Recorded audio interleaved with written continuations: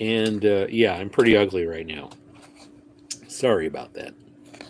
Um, if you read the title to this, I want to address something that's happened, and it's about time that we grow up and address this as adults. Um, but effective on the 21st, the BBC Sounds app was discontinued outside of the United Kingdom.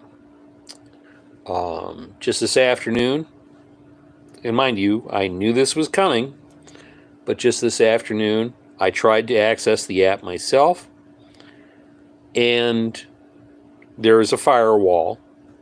Since I live in the United States, I can't access now BBC Sounds. As an alternative, you can go to the BBC website and access BBC Radio and BBC Radio 4, which leaves out BBC Radio 2, which, of course, Lisa Tarbuck is on. And we all know how I feel about Lisa Tarbuck. But besides Lisa Tarbuck, there are a lot of other hosts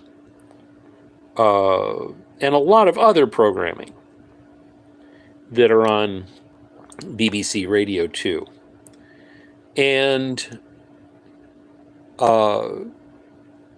or not only BBC Radio 2, but BBC Radio Sounds. There are local programs from all over Great Britain in local and regional dialects, which really are fascinating.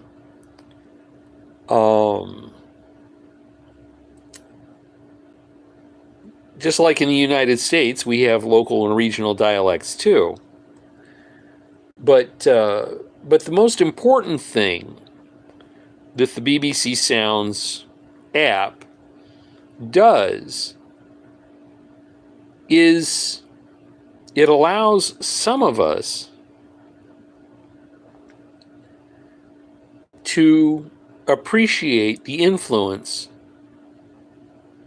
of the culture of the United Kingdom, yet here in the United States.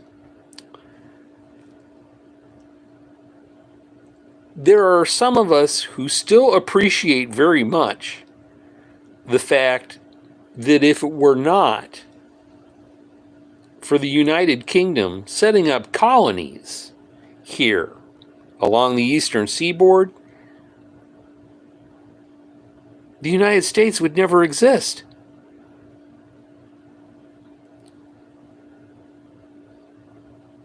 So we wouldn't have a language. We wouldn't have a form of government that, as messed up as it is right now, in the beginning was basically influenced by what the British had, not so much as a monarchy, but as a type of a government with order to it.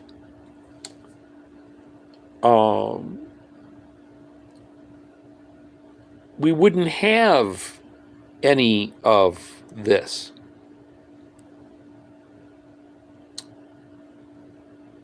The other thing is that in these current times, listening to programs on BBC Sounds is a breath of fresh air. It's a chance to get away from the rampant commercialism that seems to have infected every form of media that is available to us in the United States.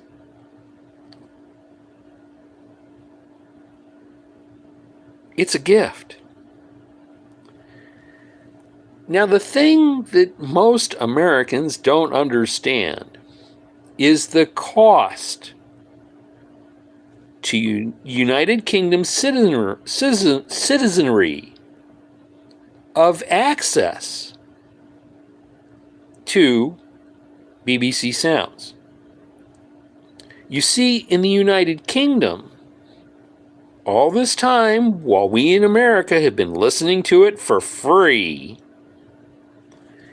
in the United Kingdom, you needed to purchase a television license. Think about it. You needed to purchase a television license in order to access BBC Sounds. The cost of that license in US dollars amounts to around $20 a month in US dollars. I can't remember what the figure is in British pounds, but it's around $20 a month, which is less than $1 a day.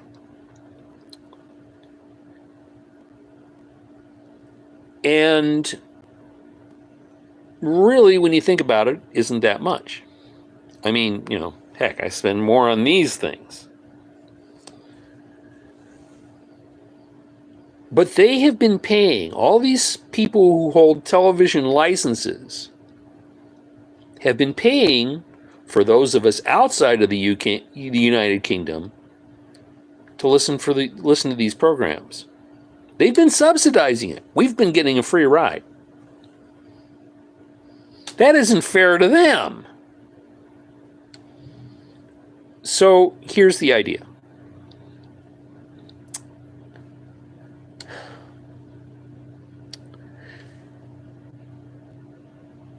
And this is what I'm going to put to the British Broadcasting Company. Why don't you set up the BBC Sounds app as a subscription service? Much like, for example, YouTube Music, which I pay a subscription to. Now, I admit my YouTube Music charge is around $10.99 a month or something like that. But that's strictly for music. What I don't hear on YouTube Music are the personalities and the artistry of the producers who arranged the music. For example, if you go to my channel and you listen to any of my playlists, you're going to hear a bunch of music, but you're not going to hear me talk. Aren't you glad that doesn't happen? Because, I just rattle on forever about nothing. But the presenters on BBC Sounds know their stuff. And they're interesting. And they tell amazing and wonderful stories. And if you're like me and appreciate Lisa Tarbuck, so often the stories aren't about Lisa. They're about the people who chime in to her program and tell funny stories about things that have happened to them.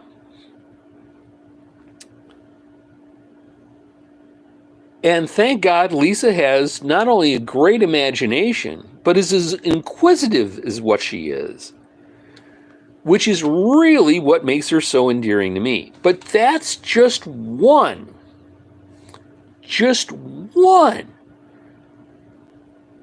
of the people you run into if you have been exposed to BBC Sounds. So, instead of making all the subscribers, i.e.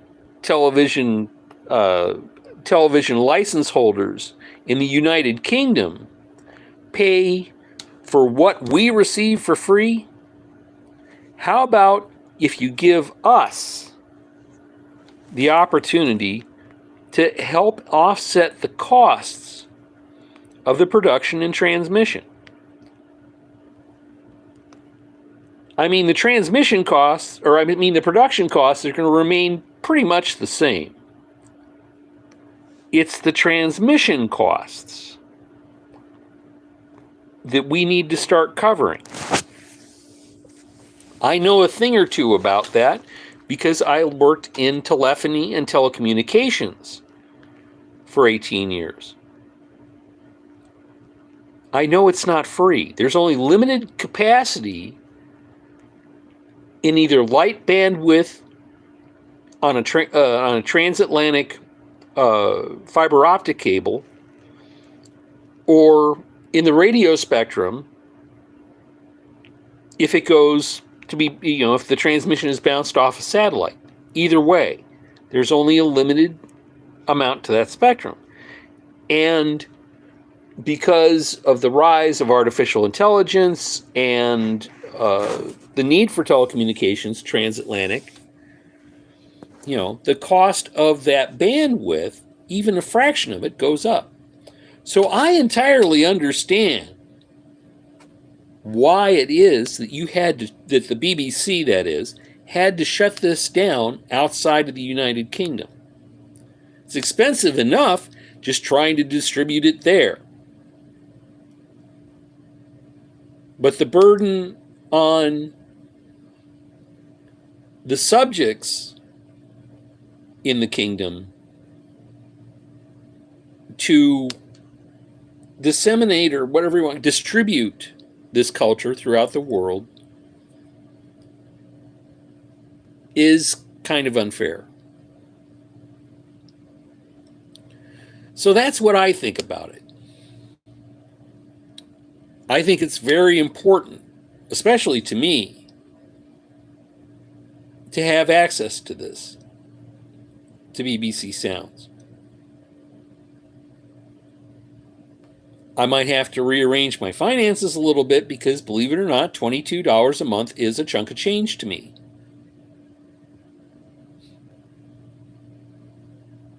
Is it worth it? To me, definitely. I don't know how many other Americans might feel the same way. And that's going to be really what's the key to the whole thing, is how many Americans would be willing to step up to the plate to do this. And that goes for the rest of the world, too. It's a strange, interconnected world we live in. And the movement of information, well, that costs money. Like I said, 18 years with General Telephone and Verizon. My mother was with them for some 17 years before me. Now, mind you, neither one of us made out like bandits from what we earned. We were on the lower levels of the pay scale. But we both knew and understood the cost of transmitting information.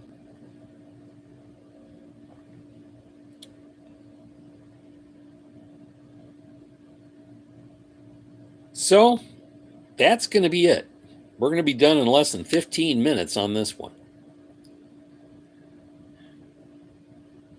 To those of you who tuned in and watched for a few minutes, and to those of you who put up a thumbs up, thank you very much.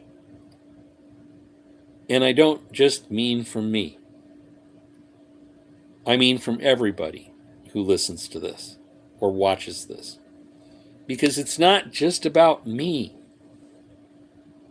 It's about all of us. It's about what we contribute and what we receive.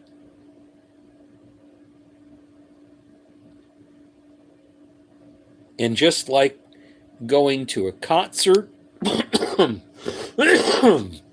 just like going to a concert or an art exhibit,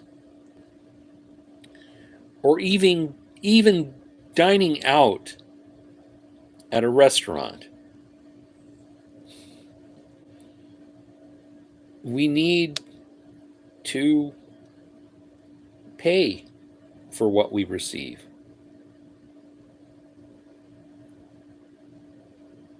It's only fair. Especially when they bring so much to our hearts and our minds and our souls, as what the presenters on BBC Sounds have brought to me. So there you go. That's it. What else can I say, folks? If you agree with me, please like this video and share it. You don't have to subscribe. Mind you, I go all over the place on my channel. But if you share this video, you never know. Maybe we can all subscribe to the BBC Sounds app and be able to contribute happily to the culture that the United Kingdom really does want to share with us. That's it. Good luck. Godspeed. Hope to see you around town.